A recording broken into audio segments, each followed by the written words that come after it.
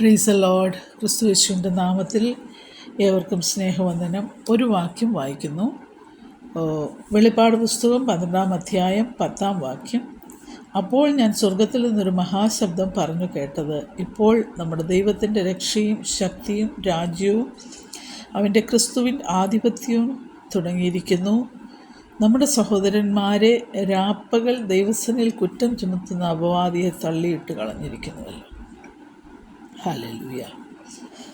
സാത്താനെക്കുറിച്ച് ദൈവത്തിൽ പറഞ്ഞിരിക്കുന്ന ഒരു വാക്ക് അക്യൂസർ. ഹീബ്രു ലാംഗ്വേജിൽ പറഞ്ഞിരിക്കുന്നത് സാത്താൻ എന്നുള്ള വാക്കിന് ദ അക്യൂസർ, അപവാദി. മനഃപൂർവ്വം നമ്മുടെ മാന്യത അല്ലെങ്കിൽ പ്രശസ്തി, നമ്മുടെ നല്ല പേരിനെയൊക്കെ കളങ്കം വരുത്തുന്ന അല്ലെങ്കിൽ തെറ്റായ കാര്യങ്ങൾ പറഞ്ഞ് കളങ്കം വരുത്തുന്ന ഒരു അവസ്ഥയ്ക്കാണ് അപവാദം എന്ന് പറയുന്നത്. നമുക്കെല്ലാവർക്കും അറിയാം. ഹല്ലേലൂയ. ഇവിടെ സാത്താൻ ഒരു അപവാദി. നമുക്കറിയാം, ദൈവമക്കളായ നമുക്ക് ഒരു എതിരാളിയുണ്ട്. ഒരു എതിരാളിയേ ഉള്ളൂ. നമ്മുടെ ചുറ്റും കാണുന്നവരോ നമ്മുടെ പ്രിയപ്പെട്ടവരോ അല്ലെങ്കിൽ ശത്രുക്കളെന്നവരോ ഒന്നുമല്ല നമ്മുടെ എതിരാളി. ഒരേ ഒരു പൊതു ശത്രുവേ ഉള്ളൂ, അത് ശത്രുവായ സാത്താനാണ്.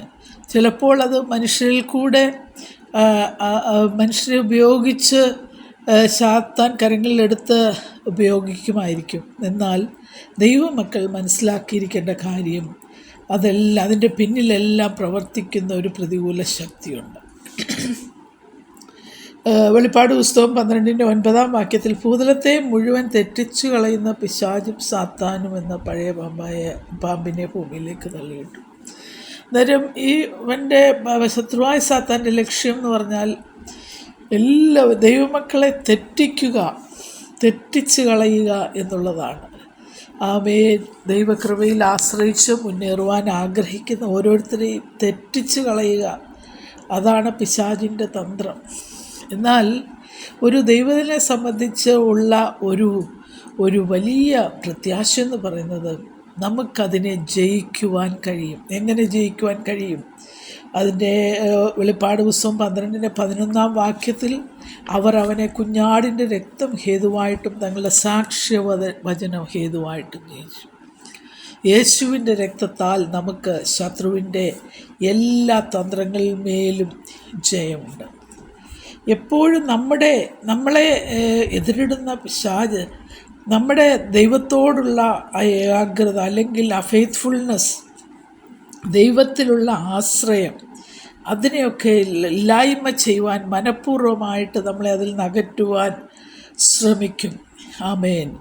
അപവാദിയായ പിശാച് ശ്രമിക്കും. എന്നാൽ യേശുവിൻ്റെ രക്തത്താലും സാക്ഷ്യവചനത്താലും നമുക്കതിന്മേൽ ജയമുണ്ട്.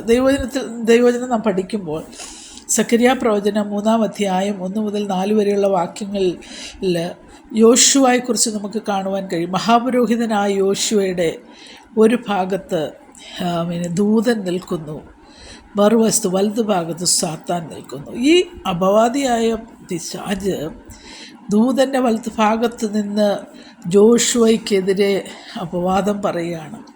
അവൻ്റെ വസ്ത്രം മുഷിഞ്ഞതാണെന്ന് പറഞ്ഞ് അവനെ അപവാദം പറഞ്ഞ് ജോഷുവയെക്കുറിച്ച് പറയുന്നതായിട്ട് നമുക്ക് കാണുവാൻ കഴിയും.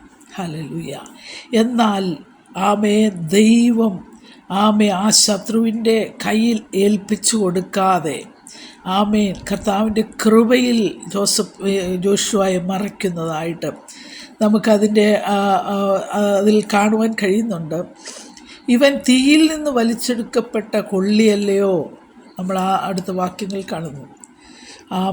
അന്നേരം യേശുവിൻ്റെ രക്തത്താൽ ദൈവത്തിൻ്റെ അവകാശമായിരിക്കുന്ന ജോഷുവയെ ശത്രുവിൻ്റെ കയ്യിൽ ഏൽപ്പിച്ചു കൊടുക്കാതെ അവൻ്റെ വസ്ത്രത്തെ ചൊല്ലി അവനെ കളങ്കം വരുത്തുവാൻ ശ്രമിച്ച ശത്രുവിൻ്റെ കയ്യിൽ ഏൽപ്പിച്ചു കൊടുക്കാതെ ദൈവകൃപയിൽ മറച്ചായിട്ട് നമുക്ക് കാണുവാൻ കഴിയും. അവൻ്റെ മുഷിഞ്ഞ വസ്ത്രം അവങ്കിൽ നിന്ന് നീക്കിക്കളവീനെന്ന് അവിടെ നമുക്ക് കാണുവാൻ കഴിയുന്നു. ഹല്ലേലൂയ. അവിടെ ജോഷുവയോട് പറയുന്നുണ്ട്, ഞാൻ നിൻ്റെ പാപമൊക്കെ നീക്കിക്കളഞ്ഞു. ഹല്ലേലൂയ. ഞാൻ നിൻ്റെ അകൃത്യം നിങ്കൽ നിന്ന് നീക്കിയിരിക്കുന്നു, നിന്നെ ഉത്സവ വസ്ത്രം ധരിപ്പിക്കും. ഹല്ലേലൂയ. മനുഷ്യരായ നമ്മൾക്ക് നമ്മൾ ഈ ഭൂമിയിലായിരിക്കുമ്പോൾ എന്തെങ്കിലുമൊക്കെ പോരായ്മകൾ ഉണ്ടാകാം. നമ്മളാരും പെർഫെക്റ്റ് അല്ല. എന്നാൽ അത് പറഞ്ഞ് നമ്മളെ നിന്ദിക്കുവാൻ അല്ലെങ്കിൽ അപവാദം പറയുവാൻ കടന്നു വരുന്ന ശത്രുവിൻ്റെ കയ്യിൽ നമ്മളെ ഏൽപ്പിച്ചു കൊടുക്കുന്ന ദൈവമല്ല. ഹല്ലേലൂയ. നമ്മുടെ അകൃത്യം നീക്കിക്കളഞ്ഞ് ഇവിടെ ജോഷുവായുടെ അകൃത്യം നീക്കിക്കളഞ്ഞ് അവനെ ഉത്സവ വസ്ത്രം ധരിപ്പിച്ചു, തലയിൽ വെടുപ്പുള്ളൊരു മുടി വെച്ചു വസ്ത്രം ധരിപ്പിച്ചു എന്ന് കാണുവാൻ കഴിയും. ഉത്സവ വസ്ത്രം ധരിപ്പിക്കും. ഹല്ലേലൂയ. അടുത്ത് നമ്മൾ കാണുന്നുണ്ട്, യഹോവയുടെ ദൂതനോ അടുക്ക നിൽക്കുകയായിരുന്നു. നമ്മളെ ഇല്ലായ്മ ചെയ്യുവാൻ ശത്രു ശക്തമായിട്ട് കടന്നു വരുമ്പോൾ ഒരിക്കലും ശത്രുവിൻ്റെ കയ്യിൽ ഏൽപ്പിച്ചു കൊടുക്കാതെ ദൈവത്തിൻ്റെ ദൂതന്മാരുടെ കാവലും സൂക്ഷിപ്പും നമ്മളെ മേൽ ദൈവം ഇട്ടിട്ടുണ്ട്. അതുകൊണ്ട് ഭയപ്പെടാതെ കർത്താവിൻ്റെ കൃപയിൽ ആശ്രയിച്ച് മുന്നേറുവാൻ നമുക്ക് വേണ്ടി ഹല്ലേലൂയ.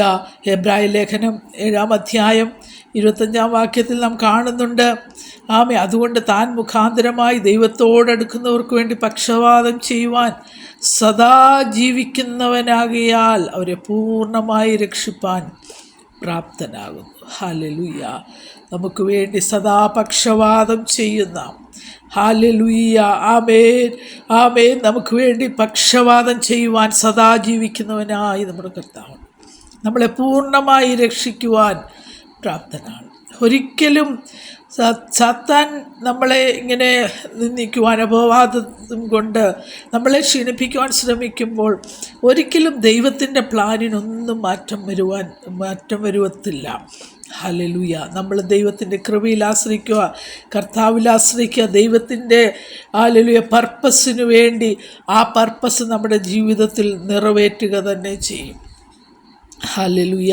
1 യോഹന്നാൻ 1:9 നമ്മുടെ പാപങ്ങളെ ഏറ്റുപറയുന്നുവെങ്കിൽ അവൻ നമ്മുടെ പാപങ്ങളെ ക്ഷമിച്ച് സകല അനീതിയും പോക്കി നമ്മളെ ശുദ്ധീകരിപ്പാൻ തക്കവണ്ണം വിശ്വസ്തനും നീതിമാനുമാകുന്നു. ഹല്ലേലൂയ. റോമാലേഖനം 8:1 അതുകൊണ്ട് ഇപ്പോൾ ക്രിസ്തു യേശുവിലുള്ളവർക്ക് ഒരു ശിക്ഷാവധിയുമില്ല. Hallelujah. There is therefore now no condemnation for those who are in Christ Jesus. Praise the Lord. Hallelujah. Amen. നമ്മൾ കണ്ടല്ലോ, രാപ്പകൽ ദിവസങ്ങളിൽ കുറ്റം ചുമത്തും അപവാദി. ഈ അക്യൂസേഷൻ അല്ലെങ്കിൽ അപവാദം എന്ന് പറയുന്നത് ഒറ്റ പ്രാവശ്യം കൊണ്ട് ശത്രു പിന്മാറുകയില്ല. ഒരു വൺ ടൈം പ്രോസസ്സ് അല്ല, ഇവൻ്റെ അല്ല. രാപ്പകൽ എപ്പോഴും അവൻ്റെ ആ ജോലി ഇത് ചെയ്തുകൊണ്ടേയിരിക്കും. ഈ അപവാദം അല്ലെങ്കിൽ പർപ്പസ് ഓഫ് അക്യൂസേഷൻ എന്ന് പറയുന്നത് നമ്മളെ ഡിസ്കറേജ് ചെയ്യുക, ദൈവത്തിനെ ഡിസ്കറേജ് ചെയ്യുക, അവനിൽ സംശയം കൊണ്ടുവരിക, അവൻ്റെ വിശ്വാസത്തെ ഇല്ലാതാക്കുക, അതൊക്കെയാണ്. എന്നാൽ എന്തെല്ലാം ശത്രുവാൻ ശ്രമിച്ചാലും നമുക്ക് യേശുവിൽ കൂടെ അതിന്മേലെല്ലാം വിടുതലുണ്ട്. നമ്മൾ ആദ്യം വായിച്ചതുപോലെ അവനെ കുഞ്ഞാടിൻ്റെ രക്തം ഹേതുവായിട്ടും തങ്ങളുടെ സാക്ഷ്യവചനം നിമിത്തവും ജയിച്ചു. ഹല്ലേലൂയ. നമ്മുടെ സഹോദരന്മാരെ രാപ്പകൽ ദിവസത്തിൽ കുറ്റം ചുമത്തുന്ന അപവാദിയെ തള്ളിയിട്ട് കളഞ്ഞുവല്ലോ. ഹല്ലേലൂയ. നമ്മുടെ കർത്താവ് ജയിച്ചവനാണ്. ഒരിക്കലും ശത്രു നമ്മുടെ മേൽ ജയമെടുക്കുവാൻ ദൈവം അനുവദിക്കുകയില്ല.